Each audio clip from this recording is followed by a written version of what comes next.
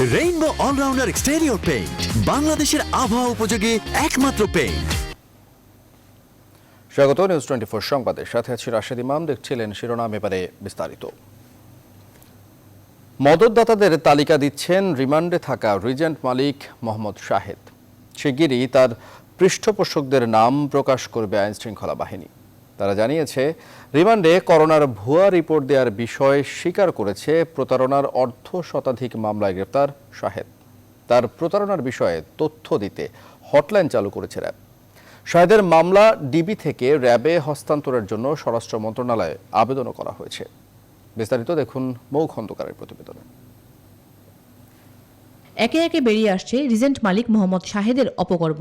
প্রতারণাও যে শৈল্পিক হতে পারে তা করে দেখিয়েছেন বহুরূপী এই ব্যক্তি। প্রতারণায় দেখিয়েছেন ক্ষমতার দাপট, এক এক সময় ধরেছেন এক এক রূপ। তার বিচরণ ছিল প্রতারণার প্রতিটি স্তরেই। রিজেন্ট হাসপাতাল থেকে করোনা পরীক্ষার ভুয়া রিপোর্ট দেওয়ার কথা স্বীকার করেছেন রিমান্ডে থাকা শাহেদ। মূলত এই মামলাটি বর্তমানে একটি গোয়েন্দা সংস্থা তারা তদন্ত করছে। এই মামলাটি র্যাব তদন্ত করার জন্য আইনানুগভাবে প্রক্রিয়াধীনভাবে আমরা স্বরাষ্ট্র মন্ত্রণালয়ে আবেদন পাঠিয়েছি পুলিশ দপ্তরের মাধ্যমে। মামলাটি র্যাবের কাছে হস্তান্তর হলে আমরা তদন্তকারী নিয়োগপূর্বক আমরা প্রয়োজনীয় পরবর্তী ব্যবস্থা গ্রহণ করব। আইন শৃঙ্খলা বাহিনীর সদস্যরা বলছেন, শাহেদের মদতদাতাদের তালিকা বেরিয়ে আসছে, শিগগিরই তাদের নাম প্রকাশ করা হবে। শাহেদ কর্মীর যারা পৃষ্ঠপোষক বা যারা তাকে বিভিন্ন অনিয়মে সহযোগিতা করেছেন, এই বিষয়ে মূলত আমরা প্রাথমিক জিজ্ঞাসাবাদে আমরা কিছু গুরুত্বপূর্ণ তথ্য পেয়েছি, যেটি আমরা তদন্তকারী সংস্থার নিকট আমরা তাদের সঙ্গে শেয়ার করব। ভুক্তভোগীরা যেন যে কোনো তথ্য বা অভিযোগ কিংবা আইনি সহায়তা পান, সেই জন্য হটলাইনও চালু করেছে র্যাব। মৌ খন্দকার, নিউজ 24, ঢাকা। জেকেজির চেয়ারম্যান ডাক্তার সাবরিনা আরিফ চৌধুরীকে আবারও 2 দিনের রিমান্ডে পাঠিয়েছেন আদালত। করোনার নমুনা পরীক্ষা না করেই রিপোর্ট দেয়া আর জালিয়াতি করে কোটি টাকা আত্মসাতের অভিযোগের তদন্তের জন্য তাকে আবারও রিমান্ডে দেয়া হয়। মানুষের জীবন নিয়ে প্রতারণা করা সাবরিনার সঙ্গে কারা জড়িত, তিনি কিভাবে অপরাধমূলক কর্মকাণ্ড চালাতেন, তার সুষ্ঠু তদন্তের জন্য আবারও নেওয়া হলো রিমান্ডে। বিস্তারিত আলী তালুকদারের প্রতিবেদনে। একটি মাইক্রো বাসে করে আদালত ভবনের গেটে কড়া পাহারায় নিয়ে আসা হয় করোনা পরীক্ষার ভুয়া রিপোর্ট দিয়ে অভিযুক্ত জেকেজির চেয়ারম্যান ডাক্তার সাবরিনাকে। সুষ্ঠু তদন্তের স্বার্থে সাবরিনাকে 5 দিনের রিমান্ডে নেয়ার আবেদন করে মামলার তদন্ত কর্মকর্তা। 2 পক্ষের যুক্তিতর্ক শুনে তাকে 2 দিনের রিমান্ডে পাঠান ঢাকা মহানগর হাকিম মাসুদুর রহমান।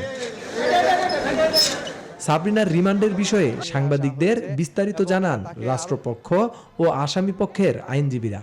এই মামলায় যদি রিমান্ড মঞ্জুর করা হয়, তাহলে মামলা সুষ্ঠু এবং নিরপেক্ষ তদন্ত সম্পন্ন হবে এবং এই মামলার সাথে আর যারা জড়িত আছে তাদেরকে আইনের আওতায় এনে গ্রেপ্তার করা সম্ভব হবে এবং আরও কোনো প্রতিষ্ঠান এ ধরনের করোনা রিপোর্ট জালিয়াতির সাথে জড়িত আছে কিনা তাদেরকেও গ্রেপ্তার করা সম্ভব। সাবরিনাকে বিজ্ঞ আদালতে প্রডিউস করে, সেক্ষেত্রে বিজ্ঞ আদালত রিমান্ডের প্রার্থনা যৌক্তিক মনে হয় 5 দিনের ভিত্তিতে 2 দিন রিমান্ড মঞ্জুর করেছে। সে ওই কোম্পানির কেউ না, যেহেতু আইনগতভাবে কোম্পানির কেউ না, সেই ক্ষেত্রে এই মামলায়ও সে আসতে পারে না, কোনোভাবেই এই মামলায় রিমান্ড হতে পারে না।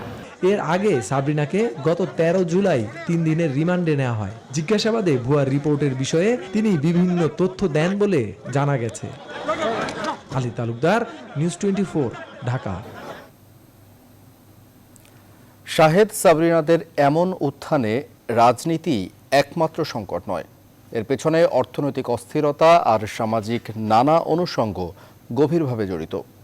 এমনটাই মনে করেন সাংবাদিক আবেদ খান এবং পুলিশের সাবেক অতিরিক্ত মহাপরিদর্শক মোখলেসুর রহমান। তারা বলছেন, এ ধরনের ভয়ঙ্কর প্রতারক থেকে সমাজকে রক্ষা করতে আইন শৃঙ্খলা বাহিনীকে সতর্ক হতে হবে, তেমনি এদের দমনে কঠোর হতে হবে রাজনৈতিক সংগঠনগুলোর মনোভাবও। তৌহিদ শান্তর প্রতিবেদন। অস্থির হয়েছেন কেন? ফিল্ম মাত্র শুরু হয়েছে, দেখেন না কতদূর পর্যন্ত যায়, কোন পর্যন্ত যায়, কার পর্যন্ত। ছোট চুল আর চোখে চশমা, এমন এক বুদ্ধিদীপ্ত অবয়ব আর চালচলনে মেধাবী ভাব, এ নিয়েই বিভিন্ন টেলিভিশনে টকশোতে অংশ নেন এই শাহেদ। যুক্তির পরিবর্তে ব্যবহার করেন জোরালো কণ্ঠস্বর। দুর্নীতির বিরুদ্ধে দিনের আলোতে চলে এই জেহাদ ঘোষণা, আর আড়ালে মোহাম্মদ শাহেদ প্রতিনিয়ত বের করে চলেন দুর্নীতির নতুন ফন্দি। আপনি যতই সরকারের ঘনিষ্ঠ হন না কেন, সেগুলো কাউকে ছাড় দেওয়া হবে না, এগুলোকে অ্যাড্রেস করা হবে। মাত্র এসএসসি উত্তীর্ণ শাহেদের প্রতারণার তথ্য প্রকাশ হওয়ার সময়ই সামনে আসে শিক্ষিত মেধাবী ডাক্তার সাবরিনার জালিয়াতির তথ্যও। এদের উত্থানের পেছনে এখনকার দ্রুত পরিবর্তনশীল সামাজিক কাঠামোকে দায়ী করছেন বিশিষ্ট জনেরা। এই কতিপয় দুর্বৃত্ত বিভিন্ন সময় কিন্তু সমগ্র রাষ্ট্র ব্যবস্থাটাকে তারা করায়ত্ত করে, ধ্বংস করে এবং প্রতি মুহূর্তে তাদের খবরদারিটাকে নিশ্চিত করে।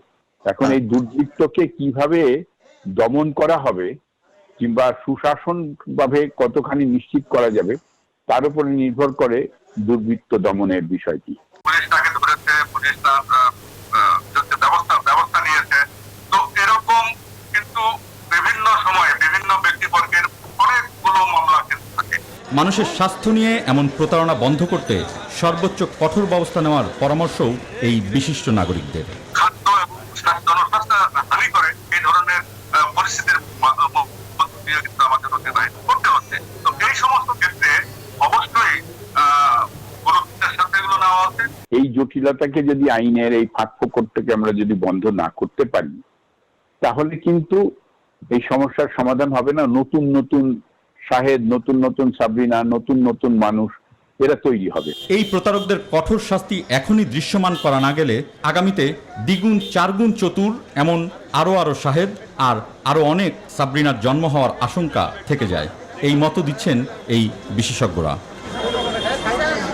তৌহিদ শান্ত, নিউজ 24, ঢাকা। করোনায় দেশে আরও 51 জনের মৃত্যু হয়েছে। এ নিয়ে মোট মৃতের সংখ্যা দাঁড়ালো 2547 জনে। একদিনে 13,460টি নমুনা পরীক্ষায় নতুন শনাক্ত হয়েছে 3034 জন। আক্রান্তের সংখ্যা বেড়ে দাঁড়িয়েছে 1,99,357 জনে। আর 1,762 জন সহ এ পর্যন্ত মোট সুস্থ হয়েছেন 1,08,000-এরও বেশি মানুষ। শুক্রবার স্বাস্থ্য অধিদপ্তরের নিয়মিত বুলেটিনে এসব তথ্য জানানো হয়। 24 ঘন্টায় মৃত্যুবরণ করেছেন 51 জন।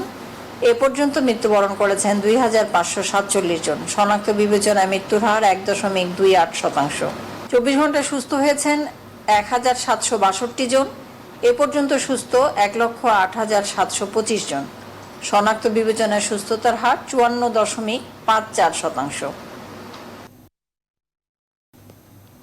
করোনা আক্রান্ত হয়ে মারা গেছেন সাংবাদিক আব্দুল্লাহ এম হাসান। ইংরেজি দৈনিক ফিনান্সিয়াল এক্সপ্রেসে বার্তা সম্পাদকের দায়িত্বে ছিলেন তিনি। মৃত্যুকালে তার বয়স হয়েছিল 78 বছর। কিছুদিন আগে নমুনা পরীক্ষায় এম হাসানের করোনা পজিটিভ আসার পর বাসায় থেকেই চিকিৎসা নিচ্ছিলেন তিনি।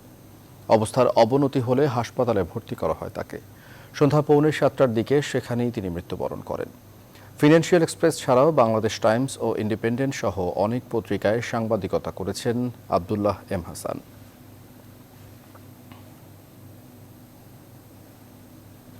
সংক্রমণের 6 মাস করোনা ভাইরাস যেন তার পূর্ণরূপে প্রকাশ পেয়েছে। কোভিড-19 বিশ্বজুড়ে আক্রান্তের রেকর্ড গড়ছে প্রতিদিন। 24 ঘন্টায় সবশেষ খবরে আক্রান্ত হয়েছে আরও প্রায় 70,000 মানুষ, মারা গেছে আরও প্রায় 3,000 মানুষ। যুক্তরাষ্ট্রে শনাক্তের সংখ্যা প্রতিদিনই ছাড়িয়ে যাচ্ছে পূর্বের রেকর্ডকে।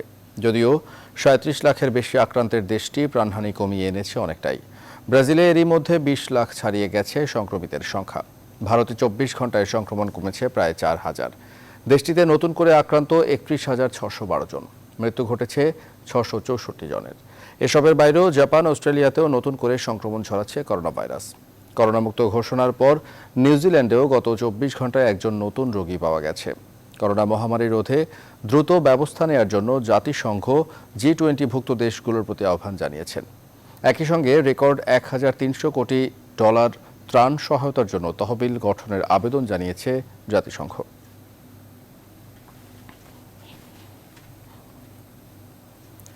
শুধু আমলা সচিবদের কর্মছকে করোনা মহামারী থেকে উত্তরণ সম্ভব নয় বলে মনে করেন গণস্বাস্থ্য কেন্দ্রের ট্রাস্টি ডাক্তার জাফরুল্লাহ চৌধুরী।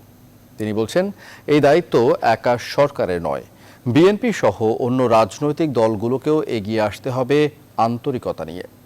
ঘুরে দাঁড়াতে হলে এই মুহূর্ত থেকে স্বাস্থ্য ব্যবস্থায় চলমান দুর্নীতি কঠোর হাতে দমনের পরামর্শ তার।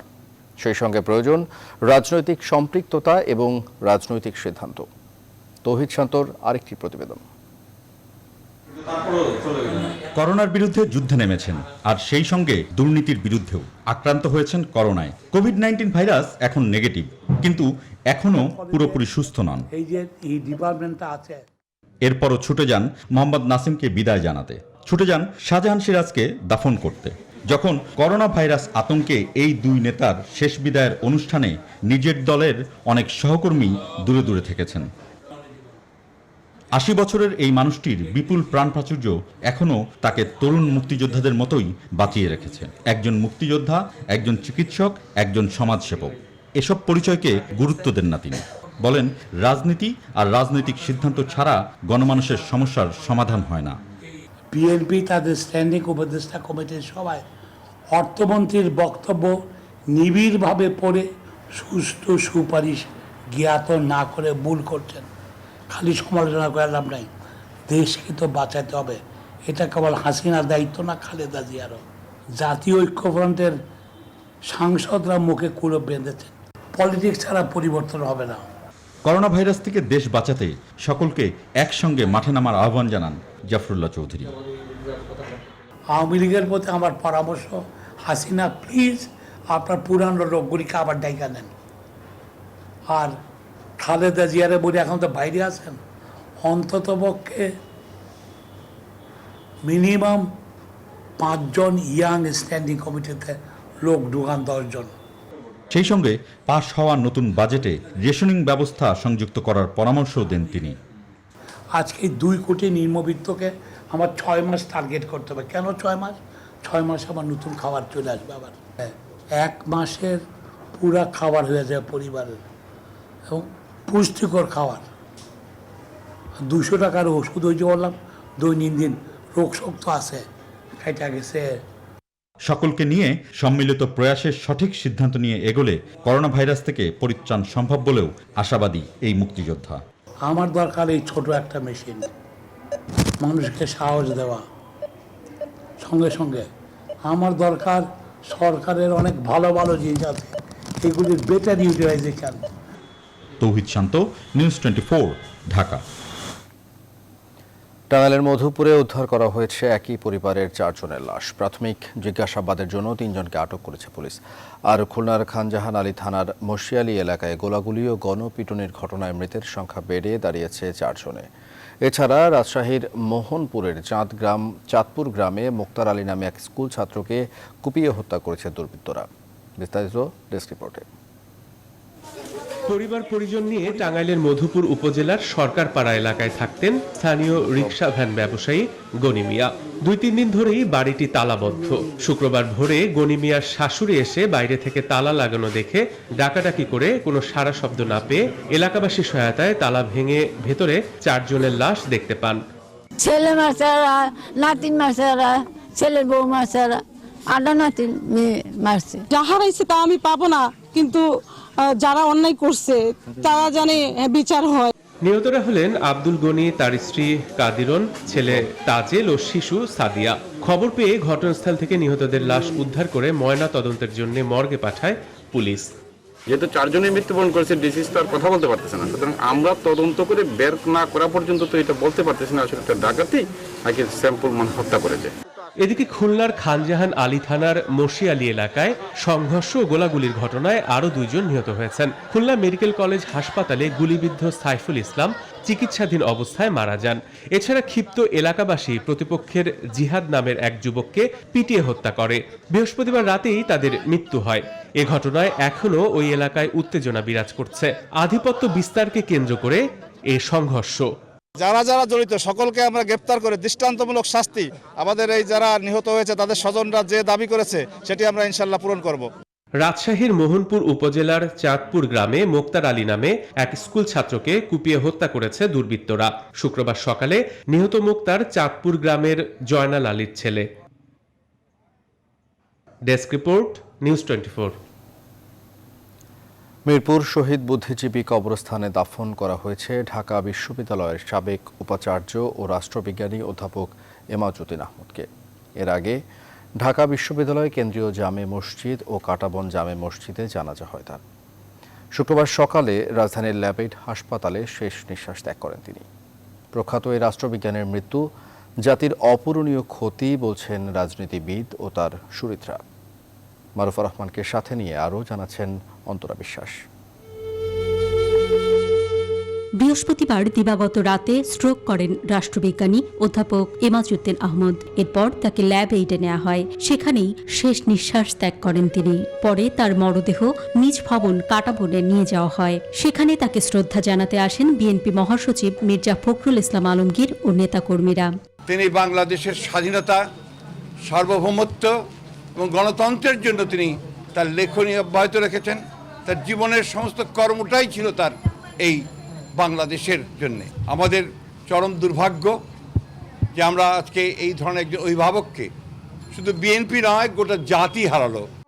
বাদ জোহর কাঁটাবন মসজিদে তার প্রথম জানাজা অনুষ্ঠিত হয়। উনি এই দেশকে অসম্ভব ভালোবাসতেন, যে কারণে উনি এবং ওনার কোনো ছেলে মেয়ে বাংলাদেশের বাইরে আমরা কেউ যাই নাই। উনি যাতে বেহেশতে স্থান পান সেজন্য আপনারা বাংলাদেশের জনগণের কাছে ওনার জন্য দোয়া করবেন। অধ্যাপক এমাজউদ্দিন আহমদ ১৯৩৩ সালের ১৫ ডিসেম্বর অবিভক্ত ভারতের মালদাহ জেলায় জন্মগ্রহণ করেন। তিনি শিবগঞ্জের আদিনা সরকারি ফজলুল হক কলেজ ও রাজশাহী কলেজে পড়াশোনা করেন। ভাষা আন্দোলনের প্রেক্ষাপটে ৫২ পরবর্তী সময়ে ঢাকা বিশ্ববিদ্যালয়ের অন্যতম গুরুত্বপূর্ণ ছাত্রনেতা ছিলেন অধ্যাপক এমাজউদ্দিন আহমদ। ছাত্র নেতা হিসেবে তিনি কারাবরণও করেন সে সময়। তিনি ঢাকা বিশ্ববিদ্যালয়ের রাষ্ট্রবিজ্ঞান বিভাগের চেয়ারম্যান এবং উপাচার্য হিসেবে দায়িত্ব পালন করেন। ঢাকা বিশ্ববিদ্যালয়ের সাবেক এই উপাচার্যের দ্বিতীয় জানাজাও অনুষ্ঠিত হয় ঢাকা বিশ্ববিদ্যালয়ের কেন্দ্রীয় জামে মসজিদে। এই জাতি তার মৃত্যুতে একজন নিঃসন্দেহে একজন সমাজ বিজ্ঞানী, একজন রাষ্ট্রবিজ্ঞানীকে হারালো, যিনি শিক্ষকতা পেশায়, অধ্যাপনায় একটি অসাধারণ প্রথিতযশা খ্যাতিমান ব্যক্তিত্ব হিসাবে অগণিত শিক্ষার্থীদের মাঝে তিনি সবসময় অমর থাকবেন। বেসরকারি বিশ্ববিদ্যালয় ইউনিভার্সিটি অফ ডেভেলপমেন্ট অল্টারনেটিভ এর উপাচার্যও ছিলেন অধ্যাপক এমাজউদ্দিন আহমদ। ৪০ বছর ধরে রাজনীতি, প্রশাসন ব্যবস্থা, বাংলাদেশের পররাষ্ট্রনীতি, দক্ষিণ এশিয়ার সামরিক বাহিনী সম্পর্কে গবেষণা করেন তিনি। তার লিখিত গ্রন্থ ও গবেষণামূলক প্রবন্ধের সংখ্যা শতাধিক। গবেষণা, লেখা ও শিক্ষাক্ষেত্রে অবদানের জন্য দেশে ও বিদেশে বহু স্বর্ণপদক ও পুরস্কার লাভ করেন তিনি। শিক্ষাক্ষেত্রে অনবদ্য অবদানের স্বীকৃতি হিসেবে ১৯৯২ সালে ২১ পদক লাভ করেন এই শিক্ষাবিদ। অন্তরা বিশ্বাস, নিউজ 24, ঢাকা। রাষ্ট্রপতি মোহাম্মদ আব্দুল হামিদের ছোট ভাই বীর মুক্তিযোদ্ধা আব্দুল হাই করোনা আক্রান্ত হয়ে মৃত্যুবরণ করেছেন। ঢাকার সম্মিলিত সামরিক হাসপাতালে বৃহস্পতিবার মধ্যরাতে চিকিৎসাধীন অবস্থায় মৃত্যুবরণ করেন তিনি। মৃত্যুকালে তার বয়স হয়েছিল ৬৭ বছর। আব্দুল হাই রাষ্ট্রপতির সহকারী একান্ত সচিব হিসেবে দায়িত্ব পালন করছিলেন। করোনা উপসর্গ দেখা দিলে গেল ২রা জুলাই তার নমুনা পরীক্ষায় আব্দুল হাইয়ের করোনা পজিটিভ আসে। সিএমএইচে ভর্তি অবস্থায় শারীরিক অবস্থার অবনতি হলে তাকে ১২ জুলাই থেকে ভেন্টিলেশনে রাখা হয়। সেখানেই তার মৃত্যু ঘটে। তার মৃত্যুতে গভীর শোক জানিয়েছেন প্রধানমন্ত্রী শেখ হাসিনা। রোববার কিশোরগঞ্জের মিঠামইনে পারিবারিক কবরস্থানে আব্দুল হাইয়ের দাফন সম্পন্ন হবে।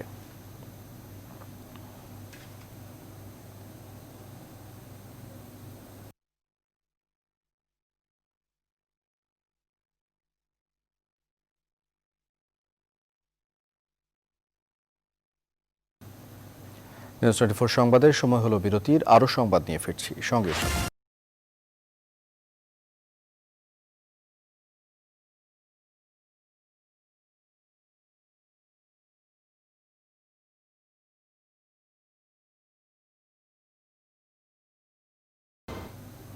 বিরতির পর স্বাগত আরও একবার, দেখছেন নিউজ 24 সংবাদ।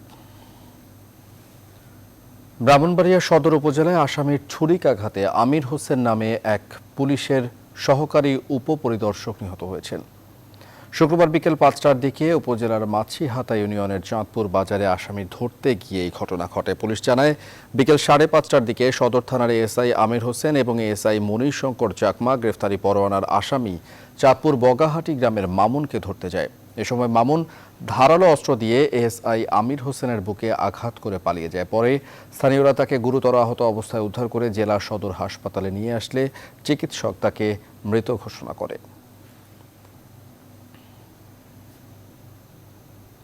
নিউ ইয়র্কের নিজের বিলাসবহুল অ্যাপার্টমেন্টে বাংলাদেশের রাইড শেয়ারিং অ্যাপ পাঠাওয়ের সহ প্রতিষ্ঠাতা ফাহিম সালেহ খুনের ঘটনায় তার সাবেক ব্যক্তিগত সহকারীকে গ্রেফতার করেছে নিউ ইয়র্ক পুলিশ।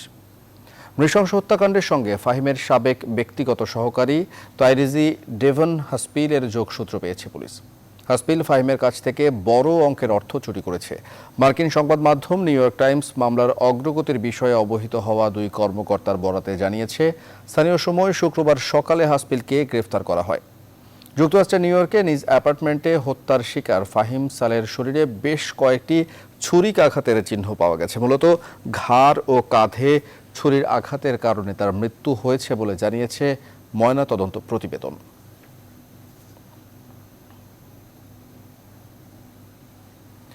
উত্তরাঞ্চলের কুড়িগ্রাম ও লালমনিরহাট দিয়ে শুরু হওয়া বন্যার পানি ঢাকার চারপাশের জেলাগুলোতেও পৌঁছে গেছে। নবাবগঞ্জ, দোহার ও মানিকগঞ্জের নিম্নাঞ্চল এবং এখন বন্যার পানির নিচে। বন্যা মোকাবেলায় সব ধরনের প্রস্তুতি নিয়েছে পানি সম্পদ, ত্রাণ ও দুর্যোগ মন্ত্রণালয়। নেওয়া হয়েছে সবশেষ পরিস্থিতি মনিটরিংয়ের সকল ব্যবস্থাও। তৌফিক মাহমুদ মুন্না রিপোর্ট। দেশের মধ্যাঞ্চল ঢাকার দিকে ধেয়ে আসছে বন্যা। এরই মধ্যে বন্যার পানিতে রাজধানী ঢাকার আশেপাশে নদীগুলো ভর্তি শুরু করেছে। ঢাকার পার্শ্ববর্তী নবাবগঞ্জ, দোহার ও মানিকগঞ্জের অনেক এলাকায় এখন পানির নিচে। ঢাকার চারপাশের নদ নদীগুলোর মধ্যে তুরাগ, বালু, শীতলক্ষা, ধলেশ্বরী ও বুড়িগঙ্গার পানি দ্রুত বাড়ছে। বন্যা এবং নদী ভাঙন নিয়ে এরই মধ্যে কাজ শুরু করেছে পানি সম্পদ মন্ত্রণালয়। পানি সম্পদ উপমন্ত্রী বলেন, সবার সাথে সমন্বয় করেই সব ধরনের নির্দেশনা দেওয়া হয়েছে এবং সে অনুযায়ী কাজও চলছে। ঢাকা এবং নারায়ণগঞ্জের নিম্নাঞ্চলও বন্যা হওয়ার আশঙ্কা রয়েছে, যেটা আমাদের আবহাওয়ার পূর্বাভাসে আমরা যেটা জানতে পেরেছি।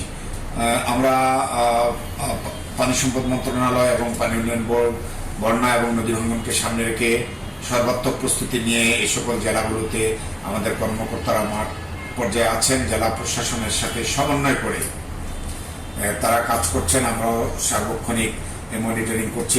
অন্যদিকে ত্রাণ ও দুর্যোগ মন্ত্রী জানান, বন্যার সর্বশেষ অবস্থা নিয়ে প্রধানমন্ত্রী অবহিত আছেন। তিনি নিজেই সবকিছু মনিটর করছেন। প্রতিটা জেলার সাথে, বিশেষ করে বন্যা প্রবণ জেলা, 23টি জেলার যে পূর্বাভাস দিয়েছে ফ্লাড ফোরকাস্টিং সেন্টার, তাদের সাথে আমাদের প্রতিনিয়ত টেলিফোনে, ভিডিও কনফারেন্সে যোগাযোগ হচ্ছে। ওনারা কথা বলছেন এবং যে চাহিদাগুলো আছে ওনারা মেইলে পাঠাচ্ছেন, আমরা সেই অনুযায়ী বরাদ্দ দিচ্ছি। ত্রাণ ও দুর্যোগ ব্যবস্থাপনা মন্ত্রণালয়ের হিসাব অনুযায়ী বন্যায় আক্রান্ত জেলার সংখ্যা এখন 17। বন্যায় আক্রান্ত মোট ইউনিয়ন সংখ্যা 464টি। তৌফিক মাহমুদ মুন্না, নিউজ 24, ঢাকা। উত্তরে কিছুটা উন্নতি হলেও দেশের মধ্যাঞ্চলে বন্যা পরিস্থিতি ক্রমশ অবনতি হচ্ছে। যমুনা ও পদ্মা নদীর পানি বাড়ছেই। পানি বৃদ্ধির ফলে জামালপুর, টাঙ্গাইল, ফরিদপুর ও মুন্সিগঞ্জের নতুন নতুন এলাকা প্লাবিত হচ্ছে। বন্যা কবলিত বেশ কয়েকটি জেলার জনজীবন বিপর্যস্ত হয়ে পড়েছে। বাসস্থান, বিশুদ্ধ পানি ও শুকনা খাবারের সংকটে মানবেতর জীবন কাটাচ্ছেন বানভাসীরা। প্রতিনিধিদের তথ্য ও ছবিতে ডেস্ক রিপোর্ট। প্রথম দফার রেশ কাটতে না কাটতেই টাঙ্গাইলে দ্বিতীয় দফার বন্যা। গত কয়েকদিনে যমুনা ও ব্রহ্মপুত্রের পানি অস্বাভাবিকভাবে বাড়তে থাকায় জেলার নিম্নাঞ্চলের বিস্তীর্ণ এলাকা আবারও পানিতে তলিয়ে গেছে। সদর উপজেলার রসুলপুর এলাকায় স্রোতের তোড়ে ভেঙে গেছে শহর রক্ষা বাঁধ। এছাড়া নাগরপুর, ভুয়াপুর, দেলদুয়ার ও কালিহাতী উপজেলার বিভিন্ন স্থানে সড়ক ও বাঁধ ভেঙে নতুন নতুন এলাকা প্লাবিত হচ্ছে।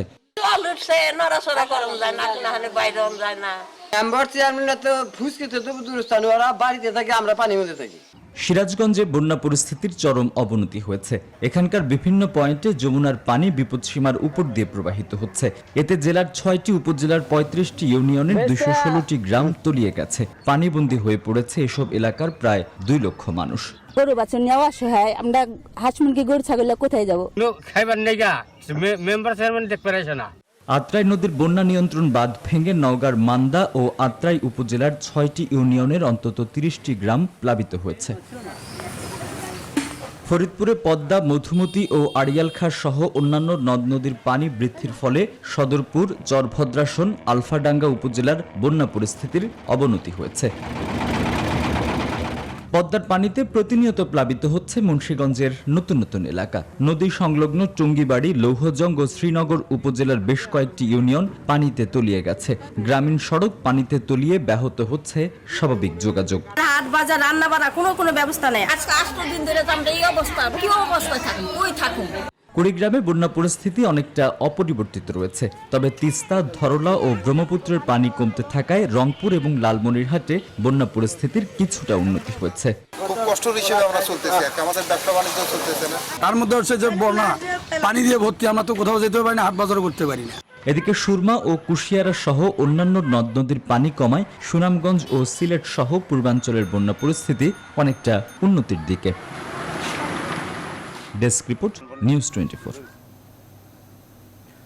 করোনার মধ্যে কাজ শুরু হলেও গতি পাচ্ছে না মেট্রো রেল প্রকল্প। বিভিন্ন জটিলতায় জাপানের কর্মীরা বাংলাদেশে আসতে না পারায় অনেকটা বন্ধ আগারগাঁও থেকে মতিঝিল অংশের কাজ।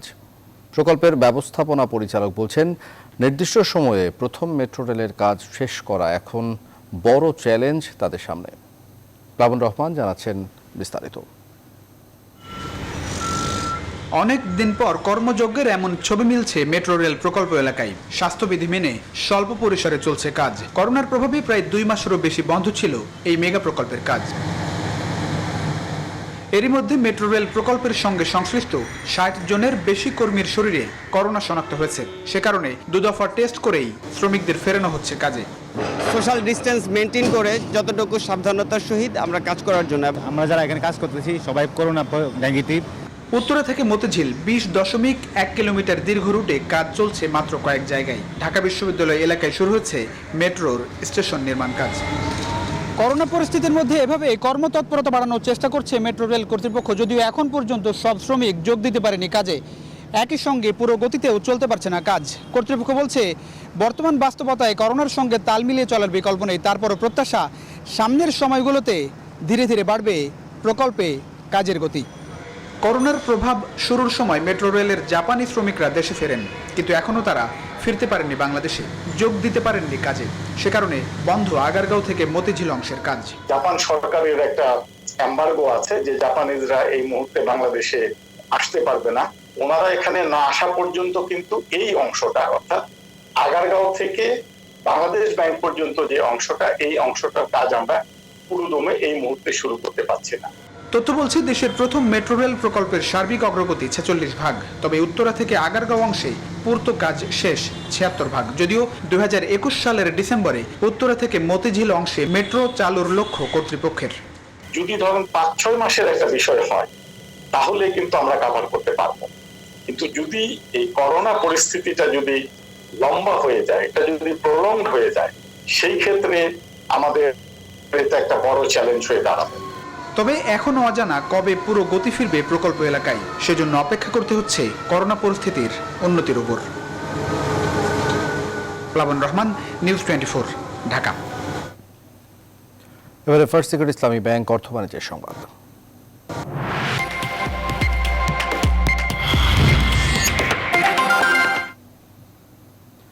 রাজধানী ঢাকা সহ সারা দেশেই বেড়েছে শাকসবজির দাম। রাজধানীর বাজারে এখন কোনো সবজি মিলছে না 40 টাকা কেজির নিচে, ফলে নাজেহাল হয়ে পড়ছেন নিম্ন ও মধ্যবিত্তরা। বিক্রেতাদের দাবি, বন্যার কারণে কাঁচা তরকারি ও শাকসবজির সরবরাহ তুলনামূলক কম, তাই চড়া সবজির বাজার। বিশ্লেষকরা বলছেন, দুর্যোগের এই সময়ে সরবরাহ ব্যবস্থা নিশ্চিত করার পাশাপাশি বাড়াতে হবে বাজার তদারকিও। বিস্তারিত জানাচ্ছেন বাবু কামরুজ্জামান। রাজশাহীতে মাত্র একদিনের ব্যবধানে কেজি প্রতি 10 টাকা পর্যন্ত বেড়েছে প্রায় সব শাকসবজির দাম। শসা বিক্রি হচ্ছে 40 থেকে 50 টাকা কেজি। এছাড়া গত সপ্তাহে 90 টাকা কেজিতে কাঁচামরিচ বিক্রি হলেও তা এখন বিক্রি হচ্ছে 120 থেকে 140 টাকা। কাঁচামরিচের দাম তাও গত সপ্তাহ থেকে ওইরকম 120-30 টাকা এরকমই চলছে। আপনার বন্যার জন্য দাম বেড়েছে। শসা আপনার হলো বর্ষার কারণে গাছ নষ্ট হয়ে গেছে, এই কারণে আপনার শসা আমদানিও কম, এই জন্য দামটা বাড়তি। এটা নিয়ে একটু বেড়েছে, এটা বর্ষার অজুহাত দেখাচ্ছে। এদিকে যশোরের বাজারেও চড়া নিত্য প্রয়োজনীয় সবজির দাম, ফলে চরম বিপাকে পড়েছেন নিম্ন আয়ের খেটে খাওয়া মানুষ। সুষ্ঠুভাবে বাজার মনিটরিং হয় না বলতে বিধায় আমাদের এখানে সবকিছু দাম ঊর্ধ্বগতি। মালের দাম অনেক বেশি, আমাদের ইনকাম হিসেবে মালের দাম খুব বেশি। রংপুর অঞ্চলের 8 জেলায় প্রায় 11,000 হেক্টর জমির শাকসবজি তলিয়ে যাওয়ায় তার প্রভাব পড়েছে সবজির বাজারে। শাকসবজি কিনতে গিয়ে হিমশিম খেতে হচ্ছে সাধারণ ক্রেতাদের। এতে আমাদের খুব দুর্ভোগ হয়েছে। আমরা শহরের লোক যারা আছি তারা খুব বিপদের সম্মুখে পড়ে আছি। প্রতিটা জিনিসের 20 টাকা 15 টাকা কেজি প্রতি বেশি। রাজধানীর বাজার ঘুরে দেখা যায় প্রতি কেজি কাঁচামরিচ বিক্রি হচ্ছে 160 টাকা, টমেটো 120 টাকা, শসা 50 থেকে 60 টাকা কেজি। বাজারে কোনো সবজি মিলছে না 40 থেকে 50 টাকার নিচে। অনেক কিছু দাম বাড়তি হয়ে গেছে, মানুষের ক্রয় ক্ষমতার বাইরে চলে যাচ্ছে। সবজিতেও 5 থেকে 15 টাকা 20 টাকা করে সবজিতে মূল্য বেশি, তো মধ্যবিত্তদের জন্য একটু নাজেহাল অবস্থা এখন। কাঁচামরিচ, টমেটো, গাজর, শসা, লেবু, আলু এইসবের দাম গত সপ্তাহ থেকে কেজি থেকে 20 থেকে 30 টাকা বেশি। বন্যার কারণে মাল কম আসে, আমি কম, এই জন্য দাম বাড়তি। বন্যায় দেশের বহু এলাকা যখন প্লাবিত, তখন শাকসবজির সরবরাহ স্বাভাবিক রাখতে সরকারের বিশেষ উদ্যোগ ও নজরদারির পরামর্শ বিশ্লেষকদের। আমরা দেখেছি যে শাক সবজি, ডিম, দুধ, মাছ অনেক কৃষকই অনেক ক্ষতিগ্রস্ত হয়েছে। সুতরাং আমরা মনে করি যে বাণিজ্যিক কৃষির একটি পূর্ব শর্ত হলো স্ট্রাকচার্ড একটি মার্কেটিং সিস্টেম থাকতে হবে, যেটি বাংলাদেশে অভাব। গ্রামীণ বাজার পর্যায়ে এবং শহরের বাজার পর্যায়ে স্টোরেজ ফেসিলিটি বাড়াতে হবে, যাতে কৃষকরা তাদের খাদ্যদ্রব্য সংরক্ষণ করে পর্যায়ক্রমে বিক্রি করতে পারেন। গত প্রায় 3 সপ্তাহ ধরে এমন ঊর্ধ্বমুখী রয়েছে শাকসবজির বাজার। বাবু কামরুজ্জামান, নিউজ 24, ঢাকা। করোনার ধাক্কা কাটিয়ে ঘুরে দাঁড়াতে চেষ্টা করছে তৈরি পোশাক খাত। আসতে শুরু করেছে নতুন নতুন অর্ডার। ইউরোপ, আমেরিকাতে খুলতে শুরু করেছে পোশাক মলগুলো। আবার চীনের সাথে বাণিজ্যিক দ্বন্দ্বের কারণে যুক্তরাষ্ট্রের কিছু ক্রেতা বাংলাদেশে ক্রয়াদেশ বাড়িয়েছেন। তবে বিজিএমইএ বলছে এজন্য সরকার ঘোষিত প্রণোদনা প্যাকেজের অর্থ দ্রুত ছাড় প্রয়োজন। সুলতান আহমেদের রিপোর্ট। হাজার শ্রমিকের দল বেঁধে কাজে ফেরা এ চিত্র রাজধানীর দক্ষিণ খানের একটি পোশাক কারখানার। ঢাকা ও আশপাশের বেশিরভাগ বড় পোশাক কারখানা এখন অনেকটাই স্বাভাবিক হতে শুরু করেছে। শ্রমিকরাও নতুন উদ্যমে যোগ দিয়েছেন কাজে। পোশাক রপ্তানির হিসেব বলছে গেল এপ্রিলে রপ্তানি নেমেছিল মাত্র $37 কোটি। মে মাসে কারখানা খুলে দেওয়ার পর বেড়ে হয় $123 কোটি, আর সবশেষ জুনে তা আরও বেড়ে দাঁড়ায় $225 কোটিতে। গেল অর্থ বছর প্রতি মাসে গড়ে $284 কোটি টাকার পোশাক রপ্তানি হয়েছে এদেশ থেকে। পোশাক ব্যবসায়ীরা বলছেন বাংলাদেশের বড় 2 বাজার ইউরোপ ও আমেরিকাতে খুলে দেয়া হচ্ছে পোশাকের শোরুম, তাতে সজাগ হচ্ছে ক্রেতারাও।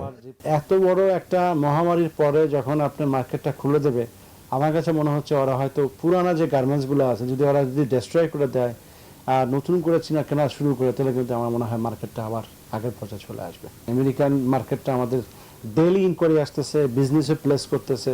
তো এটা যদি কন্টিনিউ থাকে তাহলে হয়তো আমরা যদি প্রাইস পয়েন্টে যাই অবশ্যই ভালো না, বাট প্রাইস পয়েন্ট ছাড়া কিন্তু বিজনেসটা আসবে।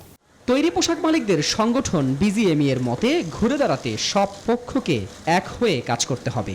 আমরা এমনি আমাদের কাস্টমারদের সাথে এখন কারেন্টলি নেগোশিয়েট করছি, তারা আমাদেরকে ইনকোয়ারি পাঠাচ্ছে, আমরা নেগোশিয়েট করছি প্রাইসেস বা অর্ডারের সম্ভাবনাগুলো। আমরা আমাদের ব্যাংকদের সাথে এখন সেটা আমরা কমিউনিকেশনের মাধ্যমে সেটা আমরা চেষ্টা করছি। লোন তো লাগতেই পারে, অর্ডার কম আছে, লোন তো লাগবেই। পোশাক মালিকদের সময়ের সাথে পাল্লা দিয়ে পণ্য ঝুড়ি বাড়ানোর তাগিদ দিলেন এই বিশেষজ্ঞ।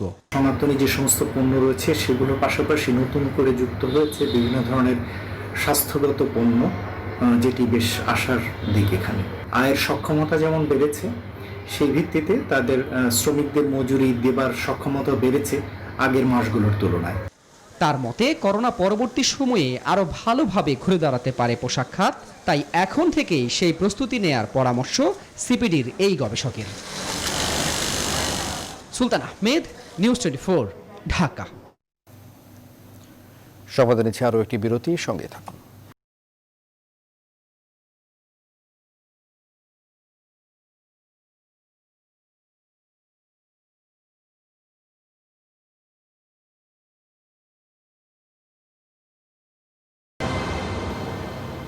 বিরতির পর স্বাগত আরও একবার, দেখছেন নিউজ 24 সংবাদ। এবারে প্রবাসের খবর।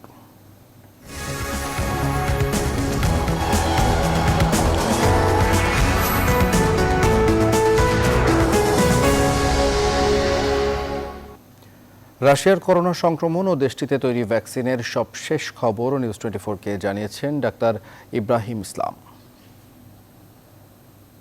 সর্বপ্রথম সম্পূর্ণ হিউম্যান ট্রায়ালে সাফল্য পাওয়া করোনা ভ্যাকসিনের প্রকৃত প্রথম গ্রুপ ভলেন্টিয়ারকে হাসপাতাল ছাড়পত্র দেওয়া হয়েছে গত বুধবার। আগামী 3 আগস্টের পরে রাশিয়া এই ভ্যাকসিনটি রাশিয়া সহ আরো কয়েকটি দেশের মানুষের উপর ভ্যাকসিন ডেভেলপমেন্টের তৃতীয় ধাপের পরীক্ষা চালাবে এবং আগস্ট-সেপ্টেম্বরে ভ্যাকসিনটি অনুমোদন পাবে, এমনটি জানানো হয় রাশিয়ান ডাইরেক্ট ইনভেস্টমেন্ট রেগুলেটরি ফান্ডের প্রধান কিরিল দিমিত্রিয়েভের বরাত দিয়ে। রাশিয়া করোনা ট্রিটমেন্টের ড্রাগস ডেভেলপমেন্টে আরেকটি সাফল্য পেয়েছে।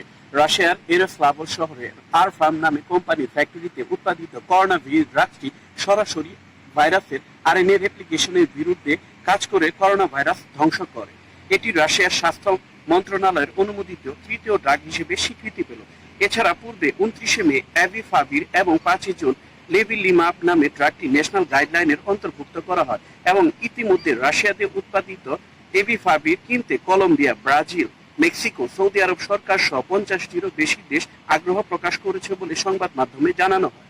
এছাড়াও নভোসিবিরস্ক স্টেট ইউনিভার্সিটি এর প্রেস বিজ্ঞপ্তিতে জানানো হয় সেখানকার বিজ্ঞানীরা মাত্র 40 সেকেন্ডে করোনা ভাইরাস ধ্বংসকারী ফটোডাইনামিক থেরাপির উদ্ভাবন করেছেন। নিম্ন ক্ষমতার লেজার রশ্মির সাথে সামান্য ফটোসেন্সিটিভ লেজার ব্যবহার করার মাধ্যমে কোভিড আক্রান্ত সেলের ট্রিটমেন্টে তারা সাফল্য পেয়েছেন। এই ধরনের ট্রিটমেন্ট পূর্বে ক্যান্সার চিকিৎসায় ব্যবহৃত হতে বলে জানানো হয় সেখানকার ইউনিভার্সিটির প্রেস বিজ্ঞপ্তি। মস্কোতে করোনা ভাইরাস আক্রান্ত রোগীর সংখ্যার অনুপাত গত 4 এপ্রিলের পর থেকে আজকে সবচাইতে কম, মাত্র 2-3%। রাশিয়ার শর্ত সাপেক্ষে লকডাউন উঠিয়ে দেওয়ার পরও এই উন্নত অবস্থা। মস্কোর মেয়র সার্গেই সাবিয়ানিন বলছিলেন মস্কো এবং নিউ ইয়র্কের মানুষের প্রায় কাছাকাছি 60% নাগরিকের কালেকটিভ ইমিউনিটি তৈরি হয়েছে। এছাড়া এখন পর্যন্ত সারা রাশিয়াতে 24 মিলিয়নের অধিক করোনার টেস্ট করা হয়েছে।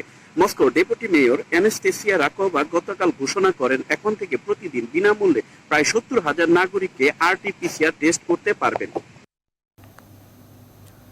বিশ্বের এই করোনা মহামারী কবে শেষ হবে আর কবেই বা আসতে পারে এ রোগের চূড়ান্ত ভ্যাকসিন, এ দুটো প্রশ্নের উত্তরই খুঁজে বেড়াচ্ছেন বিশ্বের কোটি কোটি মানুষ।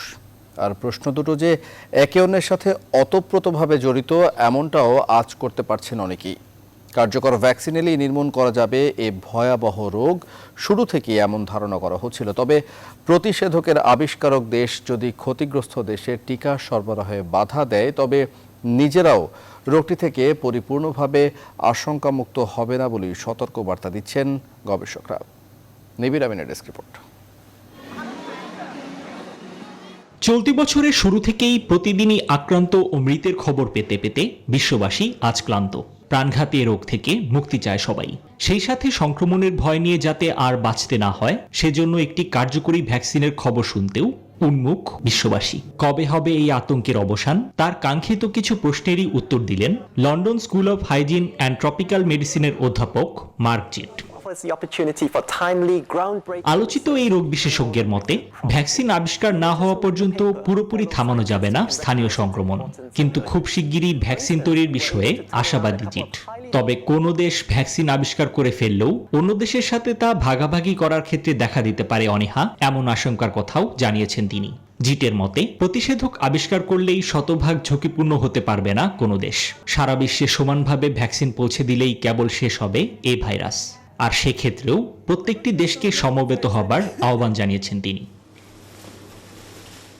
এ বিষয়ে উদাহরণ হিসেবে জিট অক্সফোর্ড ইউনিভার্সিটির ভ্যাকসিনের গবেষকদের কথা বলেছেন, যারা দরিদ্র দেশে প্রায় 1 কোটি ডোজ পৌঁছে দেওয়ার চুক্তিতে পৌঁছেছে। জানা গেছে ভ্যাকসিন আবিষ্কারে এগিয়ে রয়েছে ব্রিটেন, চীন, রাশিয়া ও যুক্তরাষ্ট্রের বেশ কয়েকটি প্রতিষ্ঠান। চলতি মাসের মধ্যেই জানা যাবে টিকার কার্যকারিতার চূড়ান্ত ফলাফল, আর সেরকম হলে আগামী মাসের শেষ নাগাদই বাজারে চলে আসতে পারে কাঙ্ক্ষিত করোনা ভাইরাসের প্রতিষেধক। নিবিড় আমিন, নিউজ 24। দ্বিতীয় দফায় করোনা সংক্রমণ ছড়িয়ে পড়ার পর গত 24 ঘন্টায় আরও 425 জনের করোনা সংক্রমণ ধরা পড়েছে। মৃত্যু হয়েছে আরও 3 জনের। সেখানকার সবশেষ পরিস্থিতি আমাদের জানিয়েছেন সহকর্মী মাসুম বিল্লাহ। মহামারী করোনার দ্বিতীয় ধাপে যে আক্রমণ শুরু হয়েছে সে আক্রমণের যত প্ল্যানই করতেছে সকল প্ল্যানই যেন ভেস্তে যাচ্ছে অস্ট্রেলিয়াতে। নতুন নতুন করে প্রতিদিন আক্রমণের শিকার হচ্ছে, নতুন নতুন করে আক্রান্তের শিকার হচ্ছে এবং সেই সাথে নতুন নতুন ভাবে কিন্তু মৃত্যুর সংখ্যা কিন্তু মিছিলটা কিন্তু অনেক বেশি দীর্ঘায়িত হচ্ছে। বিশেষ করে অস্ট্রেলিয়ার ভিক্টোরিয়া রাজ্যের অবস্থা অনেক বেশি খারাপ, অনেক বেশি শোচনীয়। গত কয়েকদিন ধরে, বিশেষ করে গত 12 দিনের যে রেশিও, গত 12 দিন কিন্তু প্রতিদিনই কিন্তু সংখ্যাটা বাড়তেছে করোনা আক্রান্তের সংখ্যা। আজকে সকল প্রকার রেকর্ড ভেঙে কিন্তু শুধুমাত্র রাজ্য সরকারের এর আগেও তাদের যে রেকর্ড ছিল, সেই রেকর্ড ছিল 317 জন। সেই রেকর্ড ভেঙে আজকে করোনাতে নতুন করে আক্রমণের শিকার হয়েছে 428 জন ব্যক্তি। টোটাল অস্ট্রেলিয়াতে আমাদের কাছে যে তথ্য পেয়েছে স্বাস্থ্য মন্ত্রণালয়ের পক্ষ থেকে, সেখানে 436 জন ব্যক্তি নতুন করে করোনাতে আক্রমণের শিকার হয়েছে। সবচেয়ে খারাপ দিকটা আমরা তথ্য পেয়েছি, সে বিষয়টা হচ্ছে গত 3 সৌদি আরবে বাংলাদেশিদের উন্নত স্বাস্থ্য সেবা দেওয়ার লক্ষ্যে সৌদি আরব প্রবাসী বাংলাদেশ ফোরামের নেতৃবৃন্দকে নিয়ে মতবিনিময় সভা করেছে বাংলাদেশি প্রতিষ্ঠান বদর আল সামা মেডিকেল কমপ্লেক্স কর্তৃপক্ষ। বৃহস্পতিবার রাতে স্থানীয় একটি হলরুমে স্বাস্থ্যবিধি মেনে প্রতিষ্ঠানের চেয়ারম্যান জাবরুল ইসলামের সভাপতিত্বে ডিএমডি জাহাঙ্গীর আলমের সঞ্চালনায় অনুষ্ঠানে বক্তব্য রাখেন সাংবাদিক ফোরামের সভাপতি আবুল বশির, সাধারণ সম্পাদক সোহরাব হোসেন লিটন সহ অন্যান্য কর্মকর্তা ও সাংবাদিক নেতৃবৃন্দ। এ সময় বক্তারা বলেন, রিয়াদে 10 লক্ষাধিক বাংলাদেশির স্বাস্থ্যসেবা নিশ্চিত করতে কাজ করছে তাদের প্রতিষ্ঠান। এছাড়া অসহায় এবং অর্থ সংকটে থাকা প্রবাসীদেরকে ছাড়কৃত কখনো বা বিনামূল্যে চিকিৎসা সেবা প্রদান করা হচ্ছে বলেও জানায় হাসপাতাল কর্তৃপক্ষ। করোনায় মারা যাওয়া ফ্রান্স প্রবাসী মনির হোসেন খানের রুহের মাগফিরাতের জন্য ফরিদপুর সঞ্চয় সমিতি ফ্রান্সের উদ্যোগে দোয়া মাহফিল অনুষ্ঠিত হয়েছে। প্যারিসের স্থানীয় এক রেস্টুরেন্টে অনুষ্ঠানের শুরুতে কোরআন তেলাওয়াত করা হয়। সংক্ষিপ্ত আলোচনায় সাংগঠনিক ও কোষাধ্যক্ষ ফজলুল হাবিব রাশেদের সঞ্চালনায় সংগঠনের সভাপতি মোহাম্মদ ফরিদুর রহমানের সভাপতিত্বে বক্তব্য রাখেন প্রধান উপদেষ্টা সিরাজুল ইসলাম মিয়া, উপদেষ্টা আবু বকর দুদু। এ সময় বক্তারা মনির হোসেন খানের কর্মময় জীবন নিয়ে আলোচনা করেন।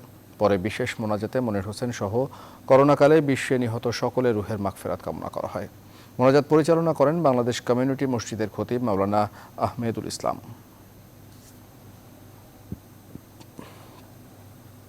আবারও আন্তর্জাতিক প্রসঙ্গ। যুক্তরাষ্ট্র চীন উত্তেজনায় সামরিক সংঘাতের ঝুঁকি বাড়ছে। দক্ষিণ চীন সাগরে দুই দেশের বিবাদমান অংশে বড় ধরনের যুদ্ধ জাহাজের সমাবেশ শুরু করেছে যুক্তরাষ্ট্র। চীনা কমিউনিস্ট পার্টির সদস্যদের ওপর ভ্রমণ নিষেধাজ্ঞা দেওয়ার পরিকল্পনা করছে ওয়াশিংটন। তবে চীন বলছে যুক্তরাষ্ট্রের এমন সিদ্ধান্ত হবে অযৌক্তিক। Masud Rana desk report. যুক্তরাষ্ট্র চীনের বাণিজ্য যুদ্ধ খানিকটা ভাটা পড়েছে, তবে চিরপ্রতিদ্বন্দ্বী দেশ দুটি বিভিন্ন ইস্যুতে সম্প্রতি আবারও উত্তেজনার পারদ চড়েছে। বিতর্কিত জলসীমা দক্ষিণ চীন সাগরের আশেপাশে সামরিক শক্তি বাড়ানোর পাশাপাশি প্রাকৃতিক সম্পদের আধার ওই জলসীমায় বেশিরভাগ এলাকা নিয়ে দুদেশের দ্বন্দ্ব বাড়ছে।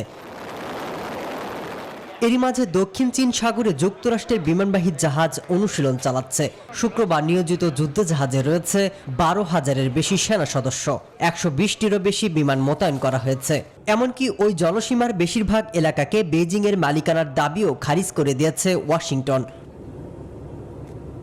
সম্প্রতি ইউঘুর ইস্যুতে চীনা কর্মকর্তাদের উপর মার্কিন নিষেধাজ্ঞার জবাবে দেশ দুটি চলছে পাল্টাপাল্টি নিষেধাজ্ঞা।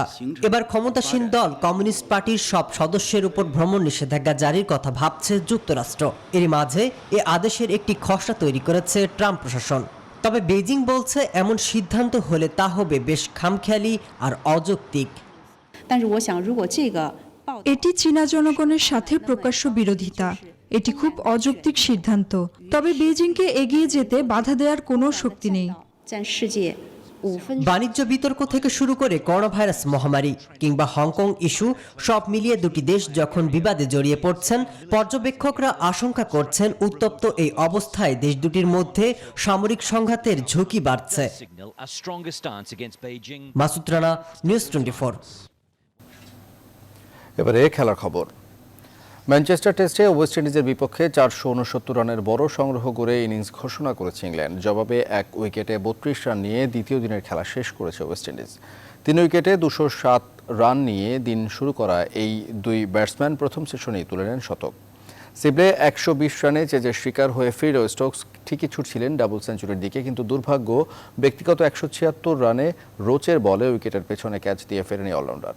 শেষটায় বাটলারের 40 এবং টম বেজের ঝোড়ো 31 রানের ইনিংসে ভর করে 9 উইকেটে 469-এ ঠেকে ইংলিশ ইনিংস। 5 উইকেট নিয়ে ক্যারিবীয়দের সেরা বোলার রোস্টন চেজ। 3 ম্যাচ সিরিজের প্রথমটিতে জিতে এরই মধ্যে 1-0-তে এগিয়ে আছে ওয়েস্ট ইন্ডিজ।